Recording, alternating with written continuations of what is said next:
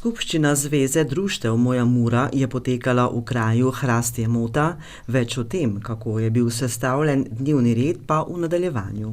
Danes je celo volilni dnevni red, ker imamo volitve v nadzorni pa upravni odbor pa ostale funkcionare.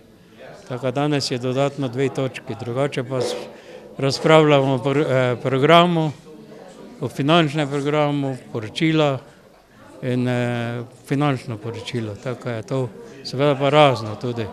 Glavni poudarki programa Zveze društva za leto 2025 so: Program imamo tak, da se seveda še naprej zavzemamo za prosto tekočo Muro, seveda pa največja naša skrb je seveda otok v Ceršaku na reki Muri, kjer se odlaga odpad, katerega pod narekovaji predeluje v kompost. Društvo ima v načrtu tudi ozaveščevalne akcije. Te akcije se stalno dogajajo, jaz dosti hodim tudi na predavanja o raznih zadevah o reki Muri, tudi o kaj se lahko z reko Muro zgodi, če bi se naredile pregrade, to se pravi hidroelektrarne in tako dalje. Tako, če nas vabijo, gremo tudi, jaz grem tudi v osnovne šole, letos je seveda sem povabljen tudi na Dan zemlje, ki je prireditev v občini Gornja Radgona že 15. leto in tam tudi eno predavanje malo bomo imeli, polje v 13. maja akcijski dan za Muro, katerega pač pripravljajo učitelji, Društvo učiteljev geologije Slovenije in tam sem tudi povabljen. Tako so kar je dosti aktivnosti, katere se dogajajo. Tokratna skupščina Zveze društva je bila malo drugačna, saj so v sklopu skupščine potekale volitve v nadzorni in upravni odbor. Mandat organov društva traje 3 leta, ki pa je, kot pravijo v Zvezi društva, za izpeljavo vseh aktivnosti, ki jih imajo predvidenih po programu, prekratek. Zaenkrat ni še bilo nikšnih kandidatur danih, bomo videli, kaj bo se odločili danes. Sicer smo že vsi kar dolgo v odboru noter, tako bi zdaj bilo malo dobro, če bi mladi ljudje prevzeli to zadevo. Tako smo se mi že malo tudi, ker pa še pač imamo neke odprte zadeve, tudi tožba glede Kogala, glede okoljevarstvenega dovoljenja, katero pač se tožimo na sodišču, da pač to okoljevarstveno dovoljenje ne bi dobili širitev tega, ker od začetka maja okoljevarstveno dovoljenje, tako širitev tega objekta ne bi bilo. Mandat imamo sicer v našem društvu precej kratki, ne vem, kako smo to spregledali. Imamo samo 3 leta, tako je to kar skoraj malo prekratko za naše društvo. Nov mandat za predsednika Zveze društva Moja Mura tako ponovno pripada Samu Tušu. Kaj pa je poslanstvo društva? Zveza društva Moja Mura seveda deluje vedno po istih tirnicah. Naše prvo in osnovno poslanstvo je skrb za našo reko, predvsem da se je preveč ne onesnažuje, ker še vedno je pri nekaterih zgleda popolnoma normalno, da se nekatere stvari zgubijo v naši reki. Kakšni so načrti Zveze društva v tem 3-letnem obdobju mandata, Tuš odgovarja? Glejte, Moja Mura ima pravzaprav eno in edino nalogo, oziroma vsi mi člani društva, ki smo zbrani v tej druščini, pazimo na našo reko, opazujemo, kaj se dogaja in seveda skušamo vplivati na na oblast, na tiste, ki sprejemajo odločitve, da niso preveč rigorozni in mačehovski do naše reke. Problemi so pravzaprav vedno isti. 20 let se že ljudje mučijo in skušajo doseči, da bi se zaprla kompostarna na otoku v reki Muri pri Ceršaku. To je sramota slovenska.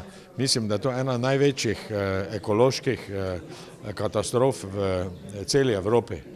Tuš glede odpadkov na otoku reke Mure nadaljuje. V Muri imamo otok ljubezni in otok smeti. Seveda pa to ni nedolžno samo smeti, to so odpadki, iz katerih se tudi izcejajo razne tekočine v našo reko in vprašanje je, kaj se dogaja tudi z našo pitno vodo. Mi smo zdaj v taki fazi, da smo bili prisiljeni sprožiti sodne postopke tako zoper kompostarno kot tudi zoper župana občine Šentilj in smo pravzaprav prepričani in verjamemo, da nam bo vsaj sodišče dalo prav, če že ministrstva ne doumejo, da 200 000 ton odpadkov ne sodi v reko Muro. In to na mestu, kjer je Natura 2000, kjer je meddržavni rezervat Mura, Drava, Donava, skratka absurd od absurdov. O ponovni težnji gradbenikov in energetikov za graditev hidroelektrarn na reki Muri je Tuš povedal. Oblast namreč noče sprovesti dokumenta, ki ga je spisal nekdanji minister Leben, da se odzame tem dravskim elektrarnam koncesija za izgradnjo elektrarn in dokler je koncesija, seveda vedno lahko nekdo spomni, da bi začel z aktivnostmi za to gradnjo. Nenazadnje se prikradle so tudi ene ideje v nacionalni energetski program za izgradnjo oziroma dopušča se možnost v skrajnem primeru gradnje hidroelektrarn tudi na Muri. Oblast si mora dati dopovedati, da ti objekti ne spadajo v to porečje reke Mure, saj so študije ob nameravani gradnji hidroelektrarne Hrastje Mota dokazale, da je gradnja take elektrarne nerentabilna in seveda nesmiselna, ker škodi tako naravi kot ljudem. O načrtovanih možnostih namakalnega sistema za kmetijske površine iz reke Mure na območju Pomurja Tuš nadaljuje. Zopet še ena stvar, ki se je pojavila na novo, je to nesrečno zalivanje z vodo iz reke Mure naših pol kmetijskih zemljišč. Delajo se neki načrti, da bi se gradil kanal, zamislite si kanal od Petajnc pa do Moravskih Toplic, če je tisto dobro bilo predstavljeno, kar smo mi do zdaj slišali, to je ja norost. Že zdaj v Muri ni vode, to je samo ena taka stvar. Porabijo se ogromni denarji za neke študije, ki zagotovo ne pijejo vode. Nenazadnje pa smo bili na obisku pri direkciji za vode v Ljubljani in tam oni uradno pravzaprav o tem kanalu in namakanju še ne vejo nič, torej inštitucija, ki ima glavno besedo pri tej zadevi, tu v Pomurju se pa že trošijo 100 000 evrov za načrte, kako bi se ti projekti izvajali. O tem, kakšno je stališče Zveze društva do želje za regijski park Mura. Stališče moje Mure je, da regijski park zagotovo bi bil ena točka, na kateri bi se dejansko izkazalo, da te nekatere stvari, ki jih vsiljujejo razni lobiji na Muro, sem ne spadajo. Ampak moja Mura kot društvo pri tem ne more odigrati večje vloge, razen da to zagovarjamo. Tu bi morali svojo vlogo odigrati župani na tem področju, ki so takrat, se spomnim, ko je pred leti bilo razglašeno biosferno območje, se vsi slikali in govorili o tem, kakšne so priložnosti na področju turizma, ko imamo biosferno področje, zdaj se pa seveda zadeve ne premaknejo nikamor. Svoje mnenje o izvedbi tokratne skupščine in o načrtovanih aktivnostih Zveze društva v prihodnje je izrazil tudi Dušan Kovač. Skupščina je uspešno prestala, je opravila to obveznost. Projekte za naprej so spet obvezujoče, tudi kot se pričakuje.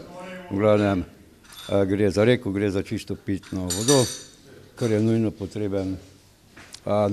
potreben standard za kvaliteto bivanja človeka. Zato se bomo zalagali še naprej v naslednjem mandatu.